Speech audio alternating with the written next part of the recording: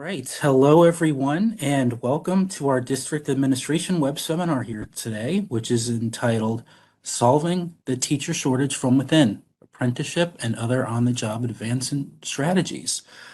And all of this is brought to you by the generous support of our sponsor with us, Bloom Board. Now, before we get started, I would just like to share just a few housekeeping items and we'll get right to the presentation.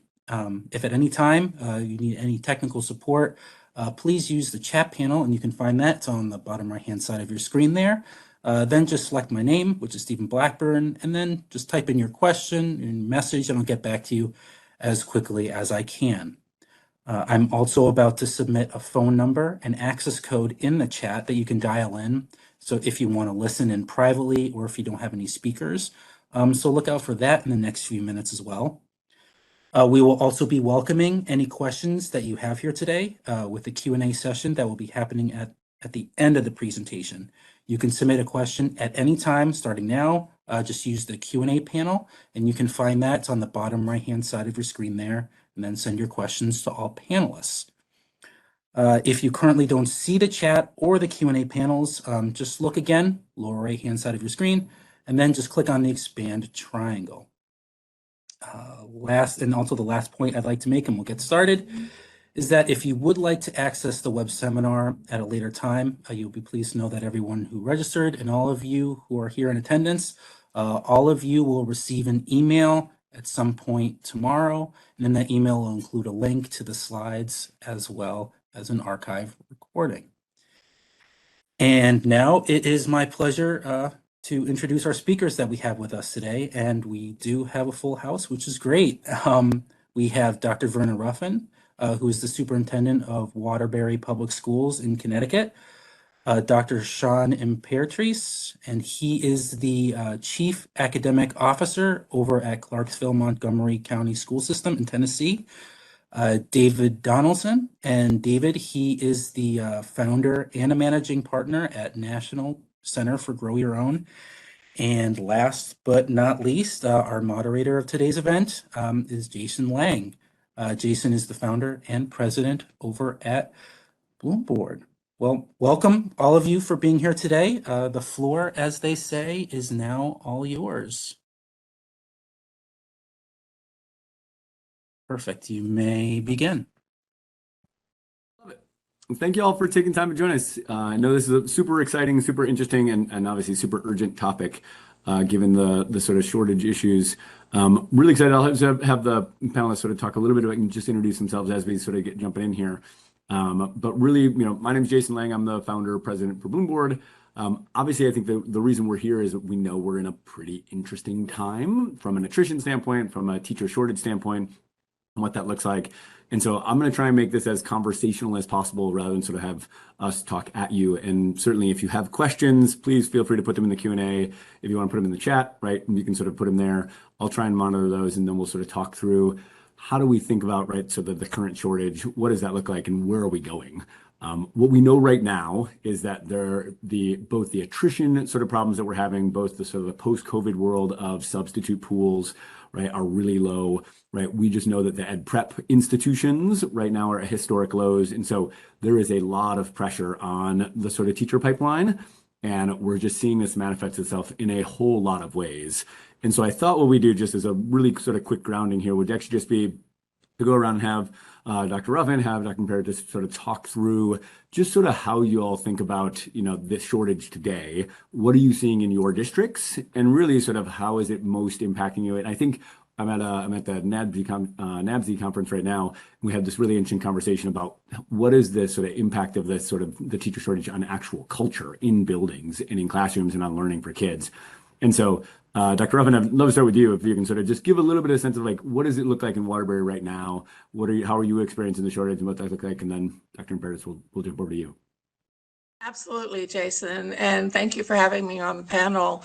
What it looks like for us and what it looked like for us in July and August was a major crisis, because we were anticipating a large number of teachers would be, teaching positions would be vacant, but what we found ourselves with over 200 positions, and the beginning of school occurring in just a few weeks. And as we progressed towards the beginning of school, we were still over 200 teachers short. We opened the school year with over 209 teacher vacancies. And what happened with us is our teachers, our current teacher staff, the teachers who stayed, the teachers who were engaged in the opening of school took on additional classes. They took on additional teachers. We were able to get many long-term subs and substitute teachers to cover some positions, but primarily what we experienced was a total shift in the way that we've ever opened schools to be able to assure that the majority of our students were going to have a certified teacher in front of them. And immediately while we were dealing with this crisis, we also started looking at what other opportunities would we have, because we did not anticipate that with 200 plus teacher shortages, we were going to be able to fill those positions for this school year at all. So what it does for culture, one thing is everybody band together to be able to open school successfully on behalf of children. And then we were also thinking, gosh, what are we going to feel like in December when everybody's tired and burned out because we've done much more than we ever expected? That's what it feels like. Yeah. Appreciate it. Dr. Barris?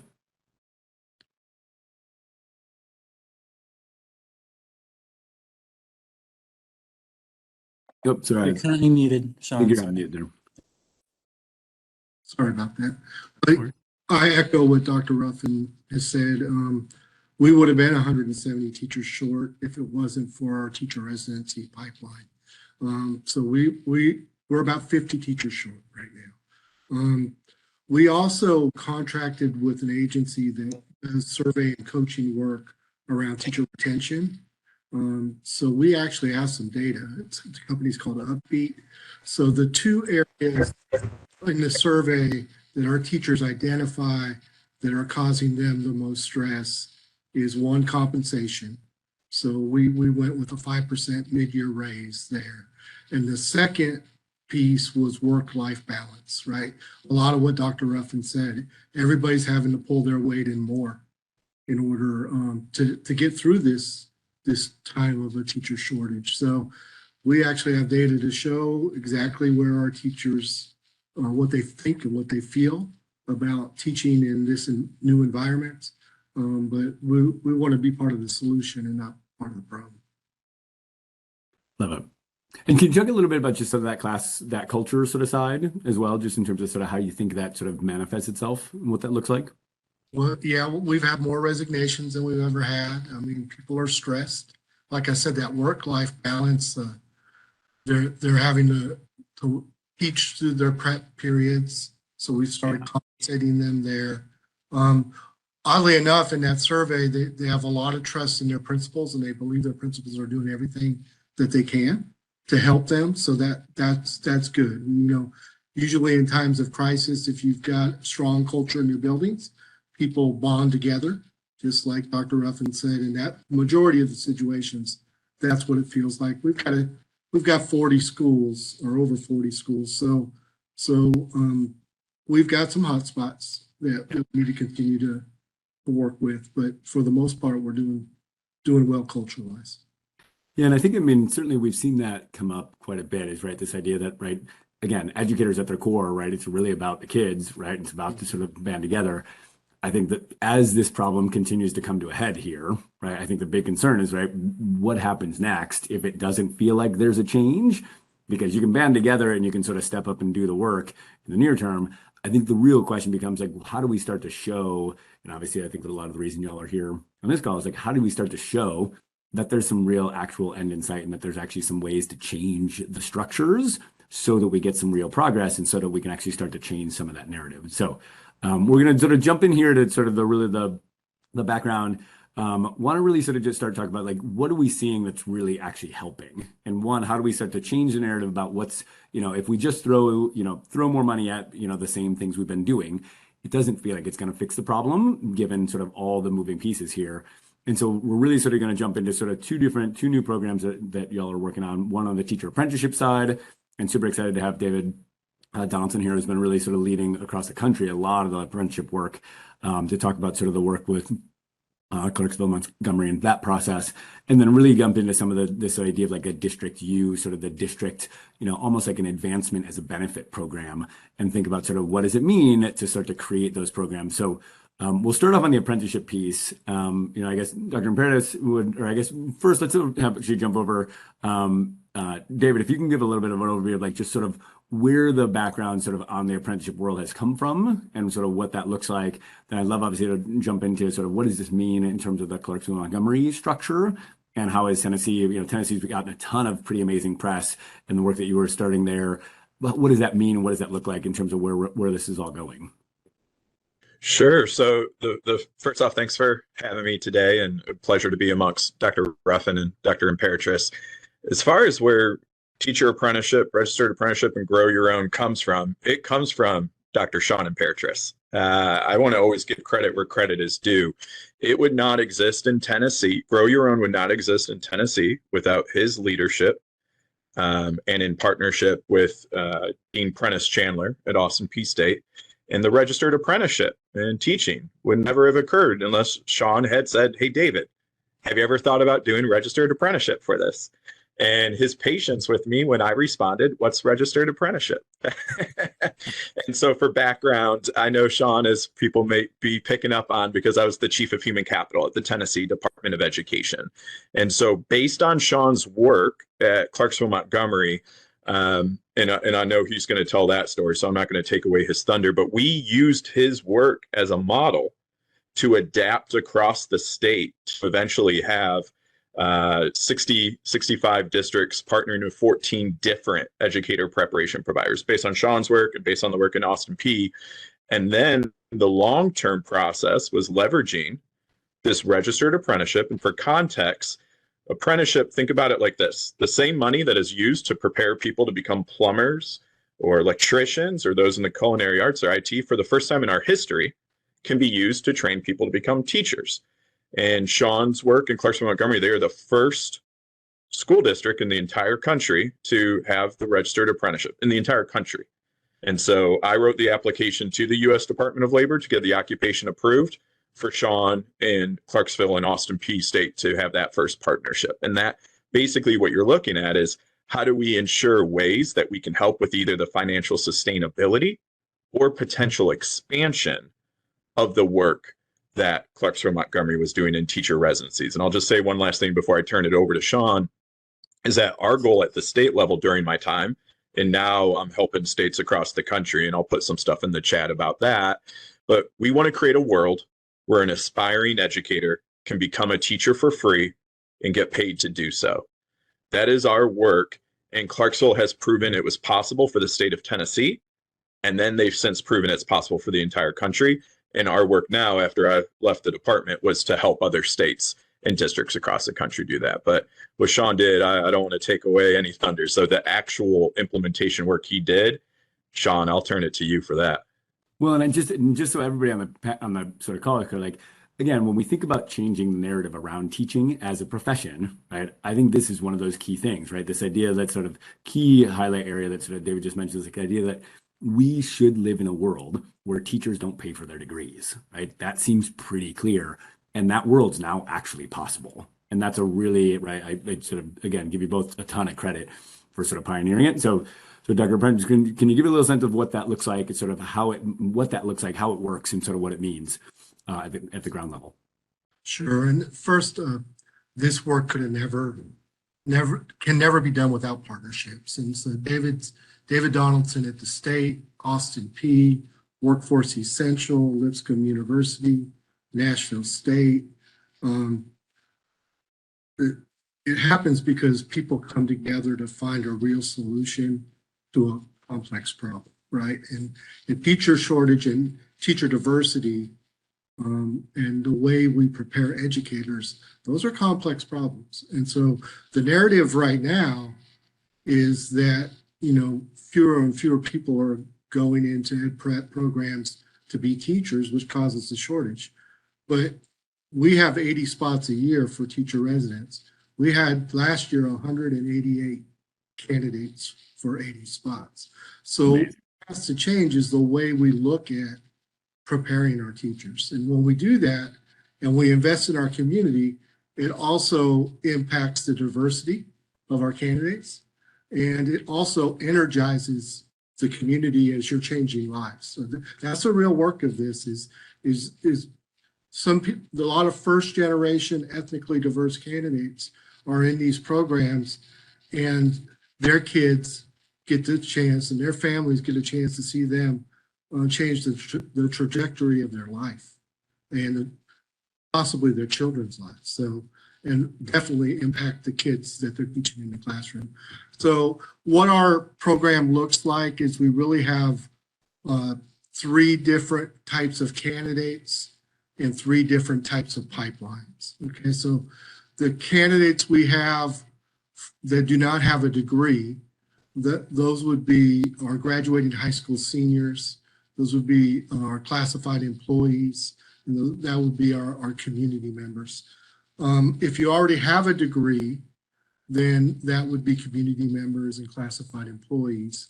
So what we've done is provided an opportunity for people that want to be a teacher to learn from a master teacher with an apprenticeship model,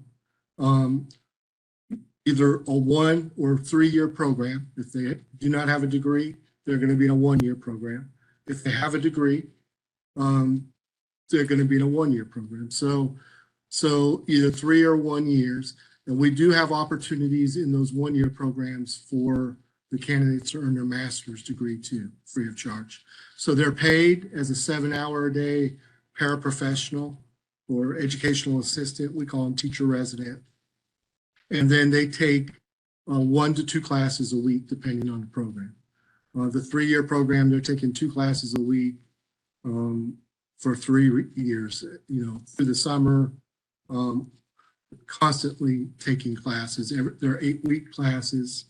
While they're taking their coursework, they have on-the-job competencies that are related to the way they will teach the same rubric. So it's a gradual release model that the mentor teacher works with them through and provides them daily feedback and quarterly feedback plan. And when they complete their on-the-job competencies, when they complete their degree and certification or master's in certification and pass the praxis, they're then guaranteed a job in our district. So that when I talk to you about we would be over 170 teachers short, that's because over the course of 4 years, the amount of residents we put in our classrooms. I was doing classroom observations yesterday, literature walkthroughs at one of our middle schools, and every classroom I went in that was an exemplary teacher, either a first year or second year teacher, happened to be a resident of ours. So it's really important to know that if you want to change the way education looks, if you want to solve a complex problem, then invest in your community and kind of tear down the system and start again with what makes sense, right? So the is an industry model. It wasn't a model that came from education. Same model that we use for plumbers, like David said. If you want to be a journeyman plumber, and you're going to have on-the-job competencies at the same time that you have some kind of certification competencies.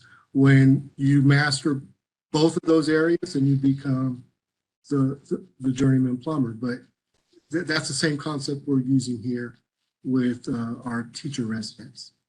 Yeah, it's been interesting to see just in the last, even in the last year, I think we've already started to see higher ed really start to change their own structures around what does a course mean? And this idea of, right, probably most of the people I call, anybody who sort of has an advanced degree, right, have come from very sit and get very theory-based courses, right? And that's sort of I always give this joke, like I sat in a course, right? Stanford is a wonderful school, but I sat in a course where my pretty old school professor played these videos from the 80s from the Annenberg Library that were already a couple decades old. And then he would pause the video periodically and then say, all right, which student is in his or her zone of proximal development? And then we would debate ZPDs for an entire class period. And it was mind-numbingly painful, and it was just never going to help, and never going to help me as a teacher.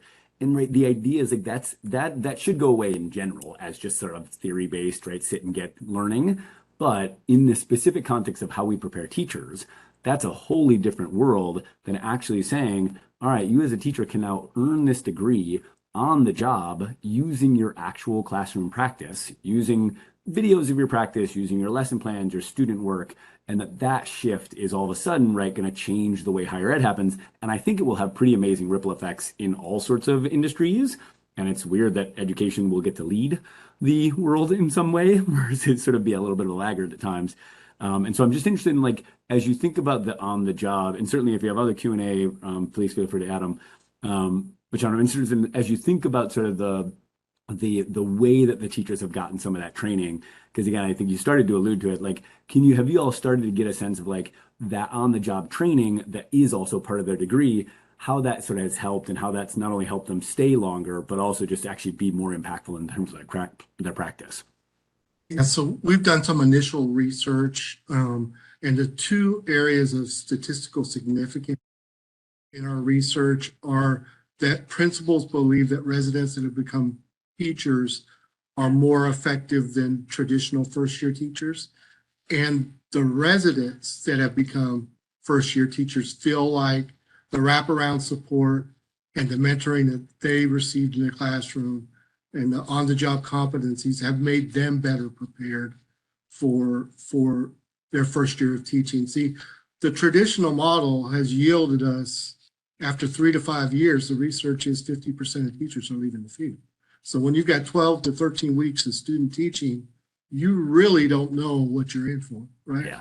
But when you have either 180 days at minimum or 3 years at maximum, you have a real good idea what you're in for. And some of them determine it's not for them, but they're not saddled with financial aid debt. If they choose, we're going to provide all the wraparound support we can to ensure that they're successful. And sometimes in some of those counseling sessions, they just determine this isn't what I wanted to do. But that's few and far between. But I'd rather them learn it through this process than feel like I've got to do this because either my parents paid for my tuition or I've got financial aid. And what am I going to do if I don't teach, right? Which leads a whole nother kind of complication into a young person's life. We've got a couple of questions in the Q&A about sort of just the I guess the payment structure. So who's paying for the degrees and the coursework, and sort of what that looks like, and then also sort of how do you manage the mentor component, and sort of are you paying mentors in the process? So can you talk a little bit about just sort of that sort of funds flow piece as well? I can.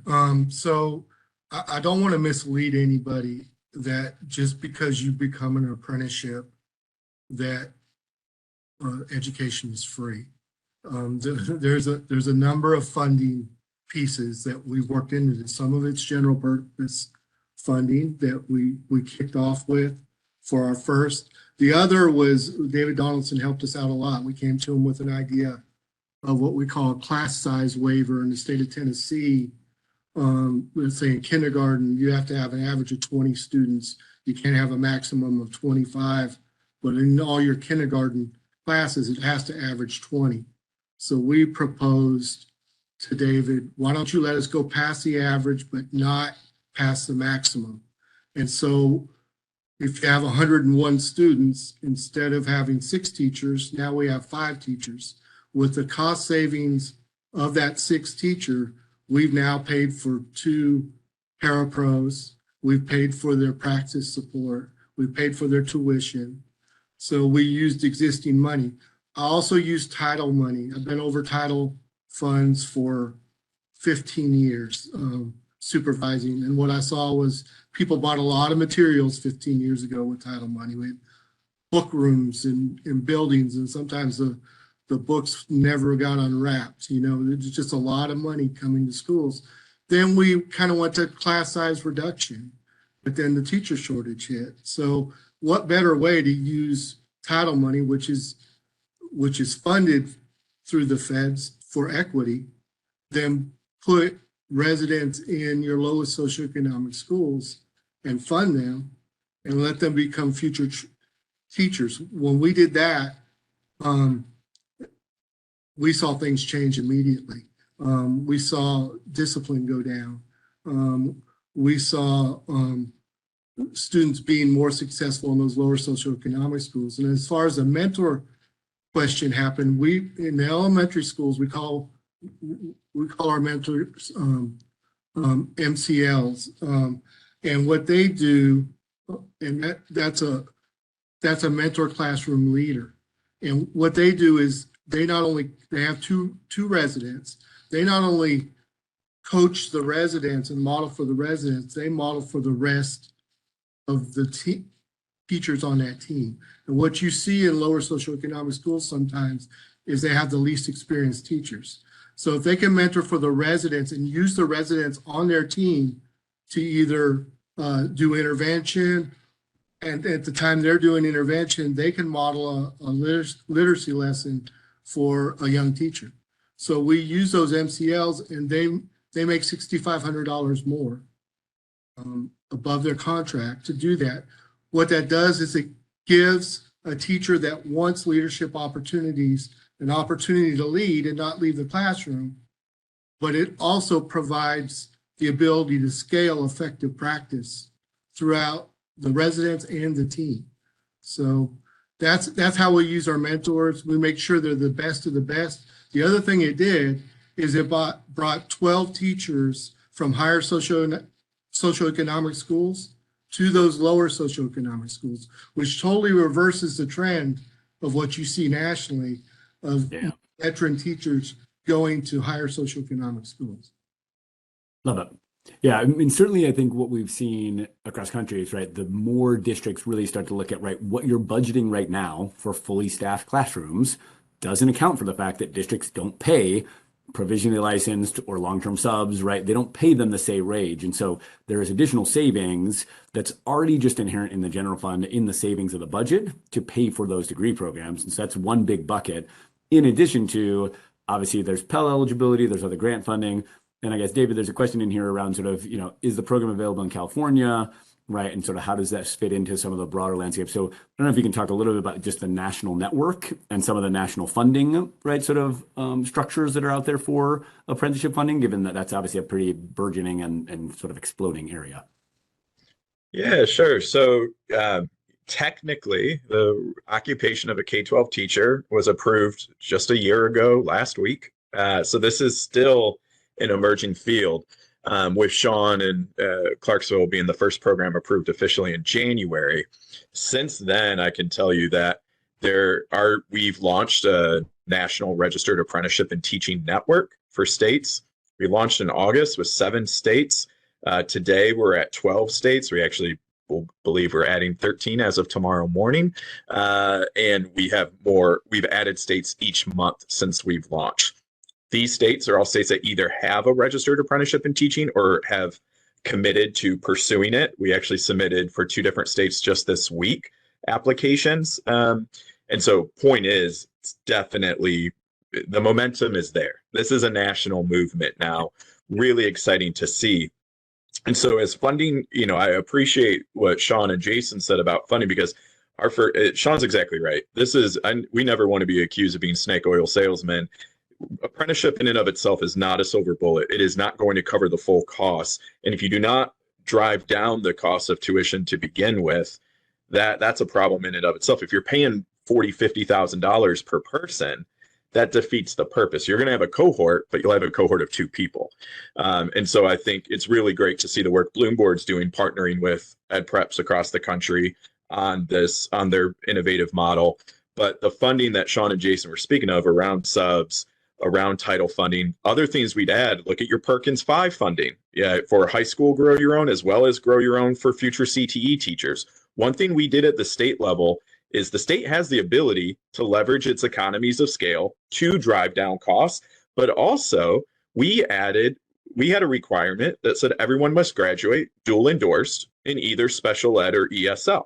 And I want to be very clear, as the chief of human capital there at the time, over 20% of our vacancies in the state were one of those 2 issues. It was an equity issue because too often students of those backgrounds do not have the teachers they need, let alone deserve. So we wanted to do something about it. But it also gave us the advantage of being able to pay for up to 50% of the program with IDA and Title III funds. And so that's all in our locus of control. Now, when we talk about apprenticeship funding, you have money that you can potentially access at the regional level, which Sean can speak to what he's been able to get. You have money at the state level. And I always tell people, it's kind of like when someone says, have you ever heard of this make and model of a car? You're like, no. And then the next week, you see it 3 times. Google your governor's name and apprenticeship grant or apprenticeship funding, and you will see 1.9 million for trucking, 2.7 million for this. Well, Iowa gave $45 million for registered apprenticeships and teaching. You have states, it is all over happening more and more places with money being at the state level for this work that governors or their state departments of labor and workforce are contributing toward this.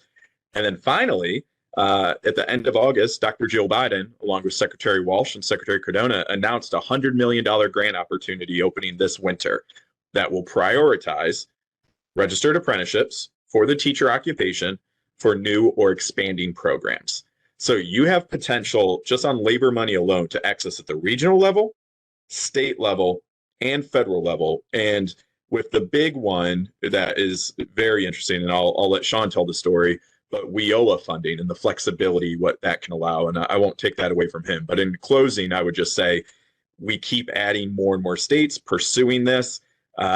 Today, I spoke with 4 different state departments of ed. Like it's just a whole new level and a whole new world right now that more and more are doing this. And I think we're seeing this positive peer pressure of states saying, well, if ours is free, if theirs is free, why isn't ours free? How can we figure this out?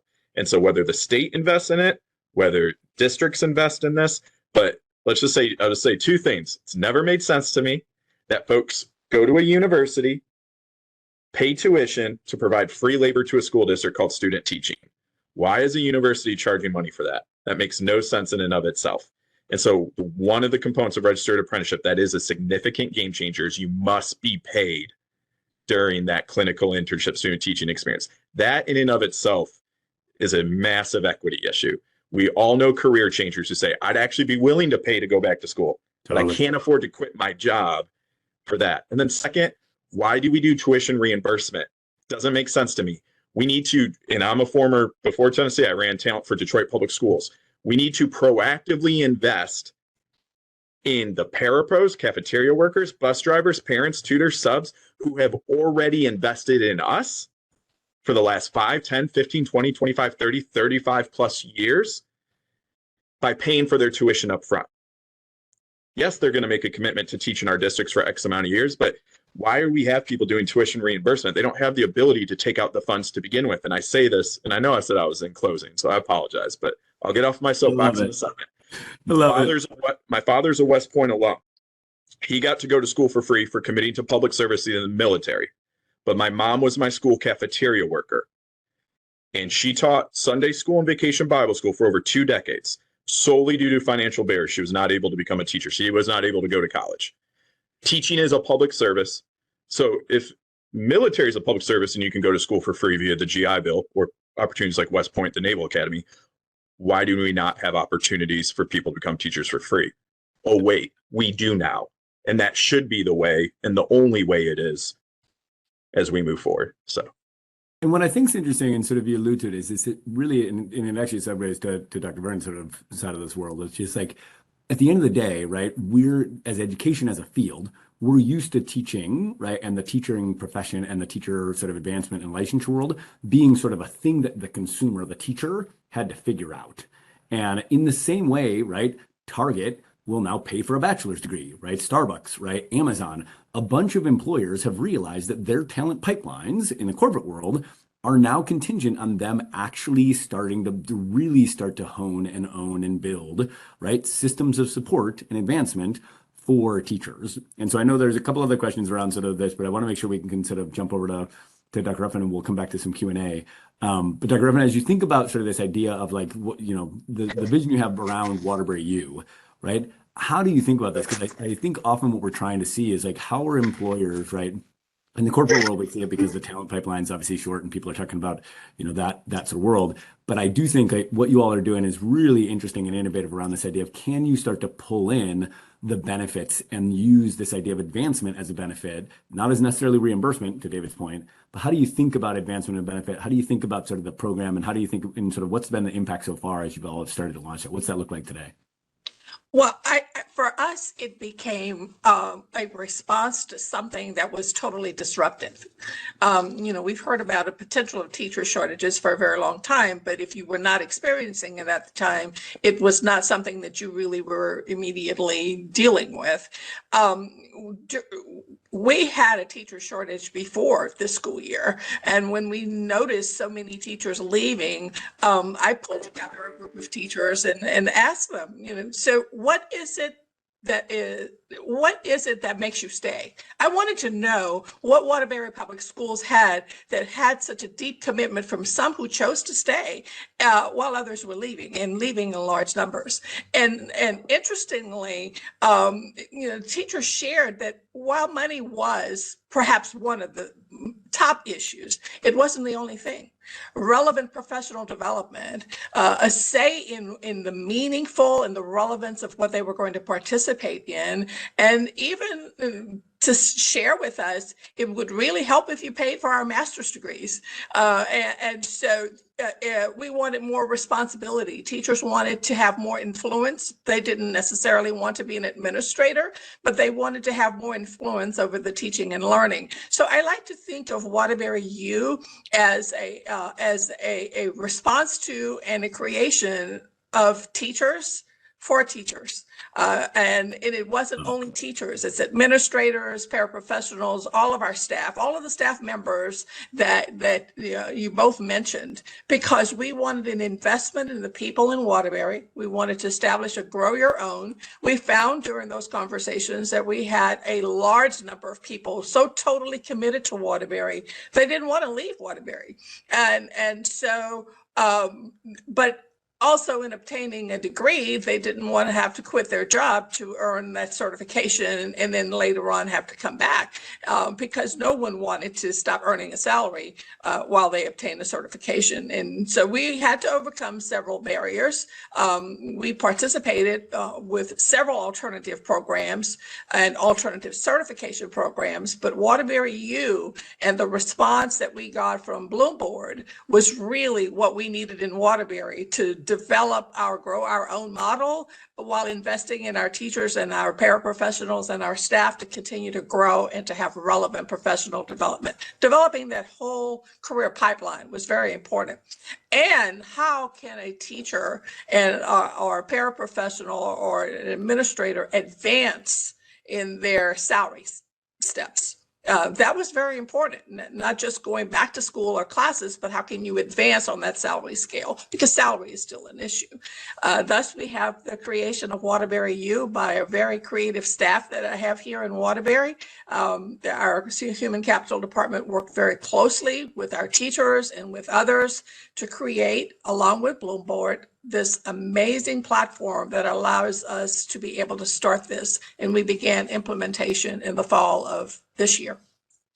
And you sort of allude to this, which I think is super interesting, because again, I think we're sort of used to the historical model where you sort of put out an application, right? You get a bunch of sort of folks in, and then we're sort of doing very spot specific or role specific things in a little bit of a reactive way. And I think what you're sort of alluding to is this idea of, right, if you start to think about talent and the career path as a much more holistic, right, sort of reinforcing issue, then really, right, your retention tools are actually part of your recruitment tools. And that it's part of the way you start to think about it. And we talk about this a bunch with our folks around a lot of this new para to bachelor's world, which is, right, it turns out like recruiting paras, right? I always get funny objection being like, well, if you take all my paras and put it in the classroom, then I'm just gonna have a para shortage. And you're sort of like, okay, well, it's one question, but really the question is like, if you're recruiting paras just into what feels like a fairly dead-end para role, that feels very different than if you're recruiting paras into a really coherent, comprehensive sort of advancement structure. It says, no, this is actually a degree-based role that's going to help bring you through your career. And so you all have done some pretty amazing surveying of paras and of sort of your team on sort of what their interest is. I'm just sort of interested in sort of, can you share a little bit about what that survey data has come back? What have your teachers sort of said? I know we've done a couple celebration things that have been pretty exciting. We'll talk about later. But can you just give a little sense of like what that survey data has come back in terms of the level of interest and where people are focused? Oh, the level of interest is quite great. And we found that in our paraprofessionals, we have some excellent teachers in the making. And now there's an opportunity for them, a career path, so to speak, that we foresee for them to take to become teachers while they continue to work. Some of our paras have also become long-term subs, and they're doing an amazing job without the degree. So investing so that they can get that degree is critically important to us. We've also seen an interest and a growth in our Educators Rising program, which is available to our students who perhaps are interested in becoming a teacher. And we've actually had a student graduated and is helping us. He works during his semester breaks as a substitute teacher, and his goal is to become a teacher and return to Waterbury Public Schools. So we're not letting him get away at all. And we anticipate we're going to have even more students that are going to be coming back and doing some substitute work. They're helping us with tutoring clubs. And I think that's what we're looking for, to invest in the people that we know want to stay in Waterbury and they want to work in Waterbury, and they now see a way that that can happen. Love it. And certainly, so again, if you have other questions, certainly put them in the Q&A. I know it sort of speaks to this question of like, when we've done broader surveys, I think we've seen, even at the para level, right, it's somewhere above 50%, 50 to 60% of paras are actually pretty interested in becoming fully certified teachers. Yes. And so for anybody who's listening, if you're sort of thinking about your shortage right now, right, and you compare the number of paras that you have totally employed in the district, right, you actually have a sizable set of people who would love to be fully certified teachers. They don't because of cost and because of time. And those are the really resoundingly sort of two issues. And so obviously the apprenticeship funding sort of structures, Dr. Ruffin, I'd love you to talk a little bit about how you're thinking about the funding side, given the broader structure here. But I think as you think about like, funding is one way that we can help solve that. And then really this idea of an actual on-the-job degree and using the job to create that structure is a really exciting shift, because it helps solve some of that time, because we know a lot of parents are working full time, dealing with life commitments, dealing with sort of all the other stuff. So even nights and weekends courses can feel like a lot. But Dr. Ruffin, can you talk a little bit about just sort of how you all are thinking about the financial side of the work and sort of the, what that looks like and what y'all been doing in the process? When we received several $1 million through the ESSER funds, that's the Elementary and Secondary School Emergency Relief Fund, one of the major components was academic achievement, academic supports, also teacher retention and teacher recruitment, and to continue to grow the diversity of our teacher talent pool. So we were able to, because of this funding, utilize it to begin our work with Bloom Board. And that allowed us to be able to provide such a robust opportunity for our teachers and our staff to start with Waterbury U concept. What we're going to do beyond the ESSER funds, when those ESSER funds are going away, we certainly have eyes on doing what is going to be the most beneficial for a return on investment. And that's a return on investment by dedicating resources to our teachers and to our staff. So our funding and our budget in the future, past the ESSER funds, will be in making this an institutionalized way that we do business in Waterbury, to bring back an investment to all of our employees here.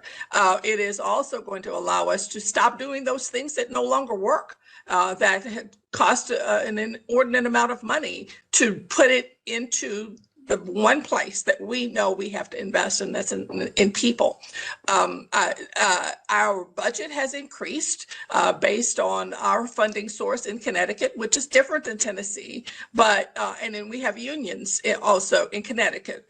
So collaborative work was critically important to move this forward. And we believe that through the additional funding that we will receive beyond funding from the federal government, we can continue to support this program for our teachers and for our paraprofessionals and our staff. Love it. And certainly, again, want to make sure if there's questions folks have, we can sort of jump into some Q&A here. I think what we've definitely sort of continued to hear, right, this idea that sort of what is that long-term sort of pipeline and where are you spending money? As somebody who's spent the first several of our 13 years in the world is Bloomboard, doing professional development. I talk to a lot of folks now and say, like, if your professional development isn't helping people make more money and isn't helping retain them in the long run, it's probably not the best use of those funds. And as a field, we spend billions of dollars on PD every year. And so this is one of those areas where a lot of that PD funding can now go towards future pipeline development, advancement. And I know you all have been super smart about sort of thinking about that sort of structures just as a long-term sort of model. Let me we'll sort of shift gears a little bit. I'm just sort of interested, we've got a lot of folks, but almost 80 folks on the sort of call. If you go back sort of before you had sort of with all the sort of benefits of hindsight now, if you're sitting in your shoes and talking to somebody about sort of trying to think about apprenticeship, trying to think about this sort of district U structure, what are the things that you would want to sort of look out for? And what are the things that sort of people need to be aware of or be sort of really mindful of as they're trying to set this up to, what's been challenging as part of that process that was sort of unexpected, or what are the things that you would want to make sure people really think about as they're now sort of starting to dig down into this new, pretty innovative sort of area of sort of future talent pipelines? Dr. Paradis can start us off. Sure. I think what I said at the opening, going into this, you have to be dedicated to a partnership. And so the way that we really developed that partnership with Austin Peay didn't start with this work. I mean, they were our primary partnership. I mean, we dealt with other goals prior to that, but what we did is we shared our data with each other and our strategic work. And so our strategic work was to increase the diversity of our teaching force. It was before the teacher shortage. We had 16% of our teachers were ethnically diverse, while 50% of our students were. So we wanted to close that gap. Their lowest area on their education report card was diversity. So we met in the middle, right? And so that partnership piece is very important. So we decided to make it a 3-year program instead of a 4. So 4 years of classes in 3 years. Just thought that's going to be a long time to get that 4th year in for people to be successful. But in retrospect, if I were to do it all over again, we now have Nashville State for the first year and a half and Austin Peay for the next year and a half. Although the provost and the School of Education were always very supportive of the work, the way a 4-year public university works is all of those colleges are autonomous, right? Yeah.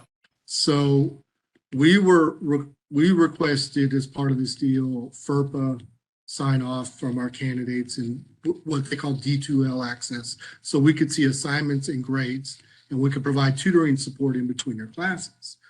Some of those colleges at Austin Peay just didn't want to give us that. And so after kind of 1 year of talking to the provost and trying to persuade them that they need to make this happen, this is part of this unique program, we now have the first year and a half at Nashville State. And when I negotiated with Nashville State, that was a front-end negotiation.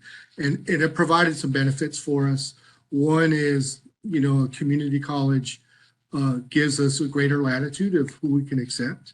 They're used to working with first-generation, ethnically diverse students, and it provided some funding opportunities because they offered on an associate's degree. And in Tennessee, there's 2 funds, Tennessee Promise and Tennessee Reconnect, that provide students with funding if they're going back to get some type of certification. And so if I were to do it all over again, I would have done that. Now, the one thing that I will say when we talk about funding, just a tip, it took me 8 months to get the first deal with Austin Peay. And that's because I expected 50% tuition split, 50% fees, and 50% financial aid, right down the middle. And so anybody we partner with has to do that. So to kind of David Donaldson's point, you've got to stick firm that you're not going to pay full tuition. We're going to split all that down the middle, and you'll be amazed at how many fees went away when they had to pay half of their own fees. So took 8 months to get the first deal done, took 5 minutes to get the second deal done because of the recognition that they had received. Love it. Dr. Ruffin, some of the thoughts on your end, sort of what would you sort of say now, sort of looking back and what you've seen so far? And I think that we're learning from what Dr. Imperator said and David. What has happened since we've embarked on this journey is that we've had a recent conversation with another college and university that wants to partner with us. And then I have another appointment tomorrow with another university that wants to partner with us. So I think once you step out there, there are more partners than you perhaps originally thought that you were going to have. And so you have an opportunity to sit at the table and to collaborate on what your needs are and how they can best meet the needs of your district. I think that's going to continue to grow. I think it's catching on. In terms, since we are so new into this journey, we're only a few weeks into it. I can't tell you everything that we would do differently, other than maybe we should have done this before. But very excited to be embarking on this work, and excited to learn the many different partners that we are going to make along the way. And I do believe that it's opening the conversation really fast. That has taken a long time to really have with higher ed. And certainly, I think we, on the Bloomberg side, we spend a lot of time with our higher ed partners trying to do a lot of this upfront heavy lifting in terms of course, then I'll plug us out there. If you're a higher ed provost or a dean who's on the call right now, we're always happy to try and find more higher ed partners that are being innovative, that are trying to do this work. Because it is it's really a marriage at the end of the day. But there is a lot of new enrollment. I think that's really the pitch to the higher ed orgs is this is a bunch of new enrollment that's not ever going to show up on your campus, at your door, that is really, sort of engaged in interest and frankly has a lot of employer buy-in. And probably one of my favorite things about the work is, any of the recruiting that we do out of the gate, you can basically go to your principals and say, hey, who do you know that's in a para role or in a classified role that you think could be a great teacher, that think could be a great sort of person who's already been in the community and already's been, sort of in your buildings, and they already know those folks. And so it's a really good way to start to build some of that, sort of goodwill, some of that overall sort of approach to the process.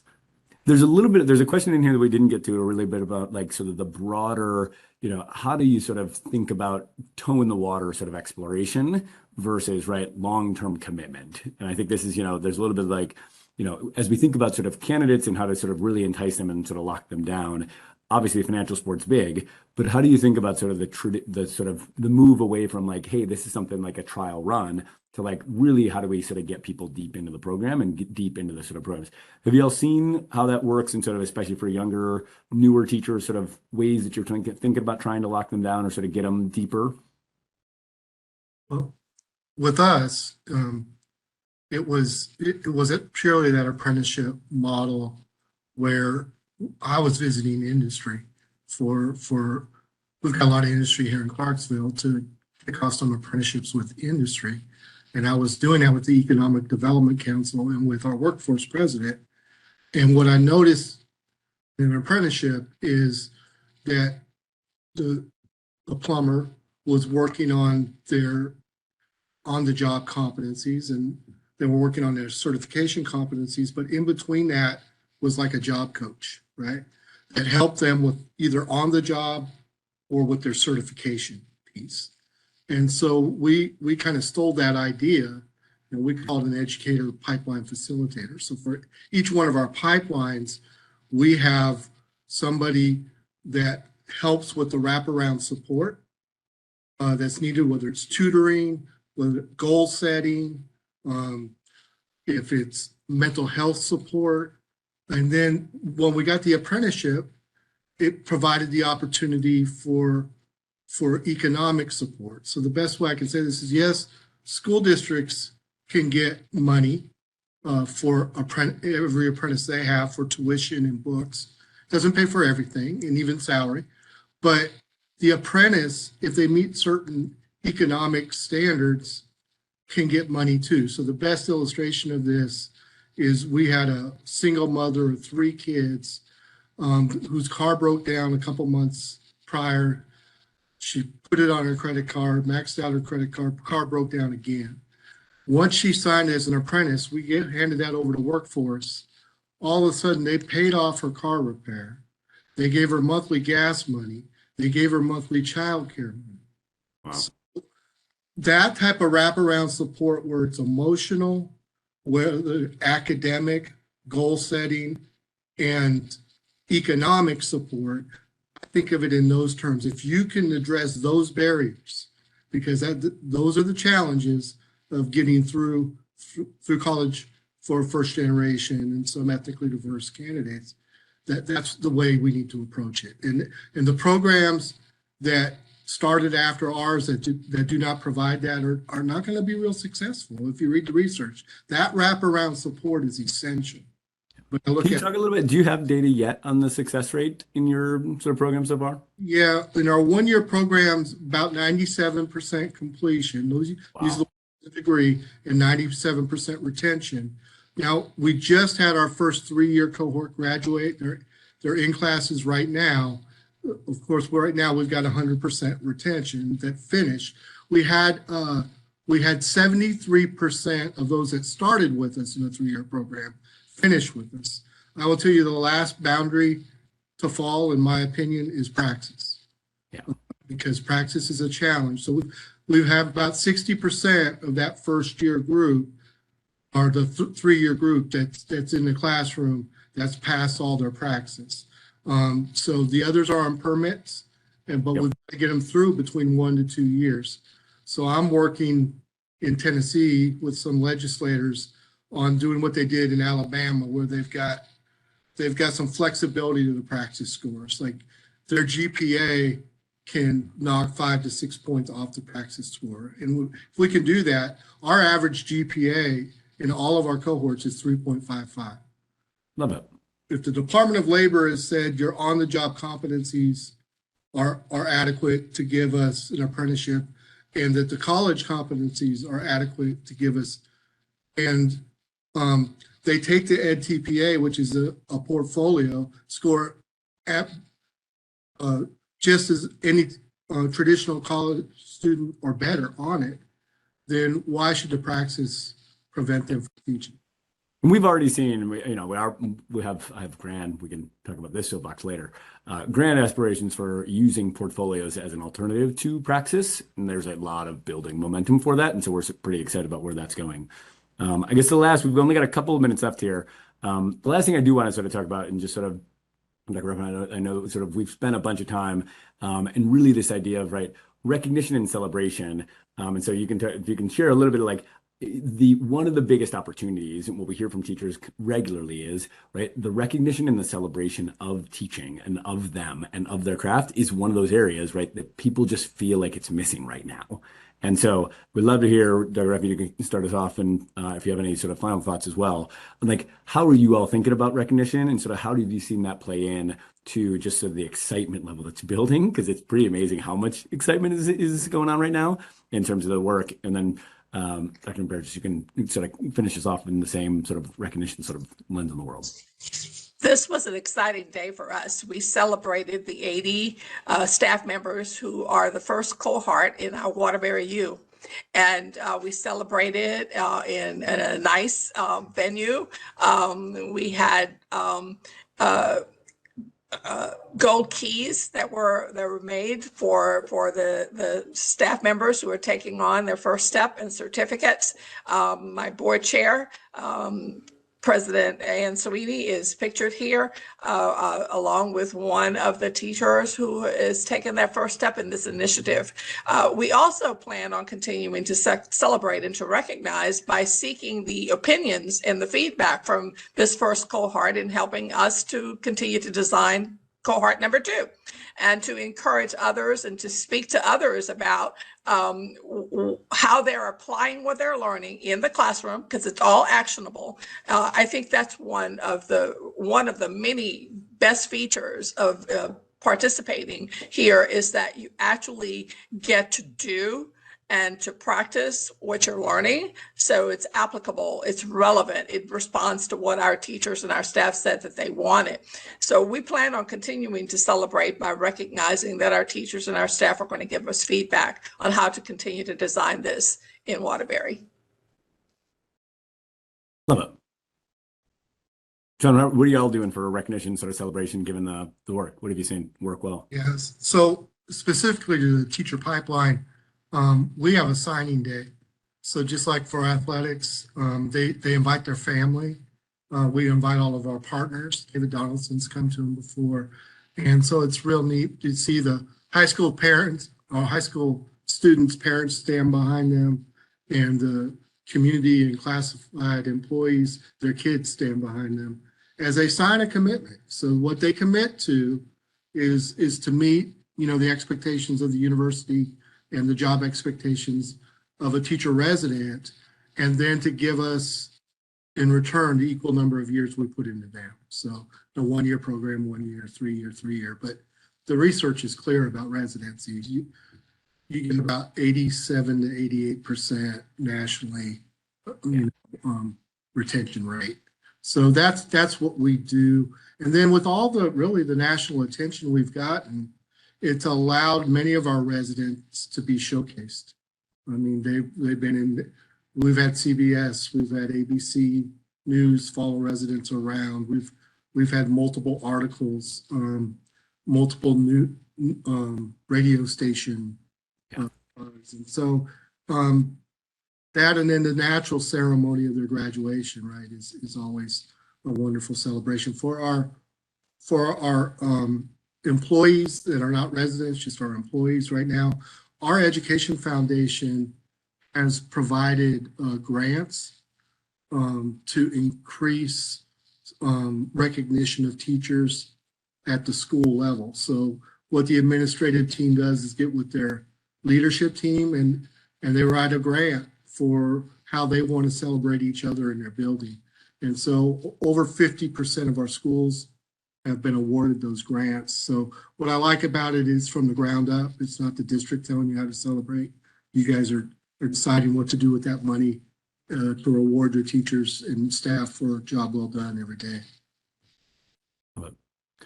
Well, I know we're a little over time here, so I just want to say thank you all. Thank you for really sort of joining us here, Dr. Paradis, Dr.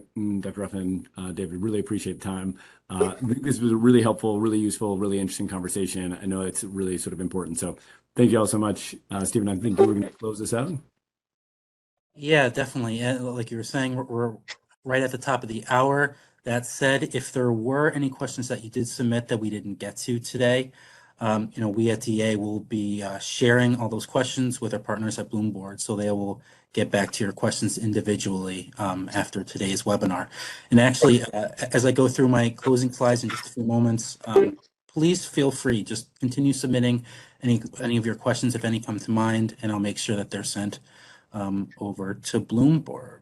But before that, I just want to say thank you again to Dr. Ruffin, Dr. Paradis, David, and Jason for your time here today.